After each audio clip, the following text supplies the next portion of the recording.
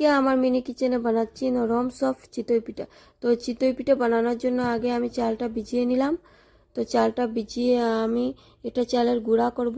এটার জন্য লাগবে লবণ, জল আর চালের গুঁড়া, আর কিছু লাগবে না।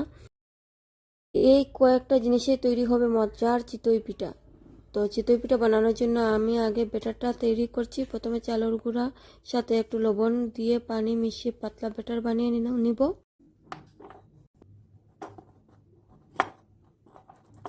দেখো আমার ব্যাটারটা রেডি করে দিলাম। এখন আমি ছোটো তাওয়ার মধ্যে ঢেলে ঢাকনা দিয়ে দেব। কিছুক্ষণ পর নরম চিতই পিঠা তৈরি হয়ে যাবে। তো এই মিনি কিচেনে চিতই পিঠা কি তৈরি হবে, এটা দেখার জন্য ভিডিওটা তো দেখতে হবে।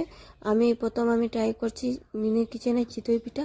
তো আমি চুলাটা জ্বালিয়ে নিলাম। এখন ছোটো তাওয়াও বসিয়ে দিলাম। এখন আমি এই ব্যাটারটা ঢেলে দেখব হয় কি না হয় না। তো আমি খুব কনফিউজ হবে কি না হবে না, এই ছোটো তাওয়ার মধ্যে চিতই পিঠা হবে কি, আমি নিজে কনফিউজ। তো আমি ঢাকনা দিয়ে একটু পর আমি উঠিয়ে দেখব হলো কি হলো না। তো দেখো কি সুন্দর হয়েছে চিতই পিঠাটা। আমি ভাবতেই পারছি না এত সুন্দর মিনি কিচেনে এত সুন্দর যে চিতই পিঠা হবে, আমি ভাবতেই পারছি না। এখন দেখি কি সুন্দর চিতই পিঠাটা হয়েছে।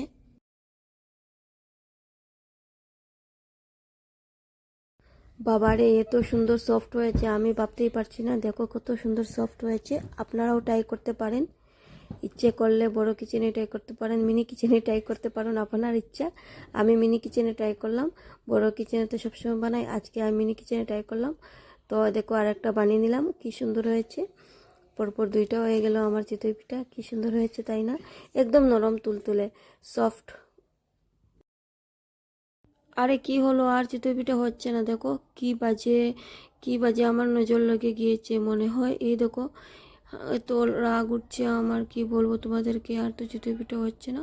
দেখি এটা কি হয়, কি আবার এটা কি হয় দেখা যাক। তো এটা উঠছি না, আসলে কি হয়েছে আমি বুঝতে পারছি। আটা লেগে গিয়েছে নিচে, তার জন্য মনে হয়। এই দেখো এত কষ্ট করে আরেকটা বানালাম। তো আজকে এখানেই ভিডিওটা সমাপ্ত করে দিলাম। আজকের জন্য টাটা।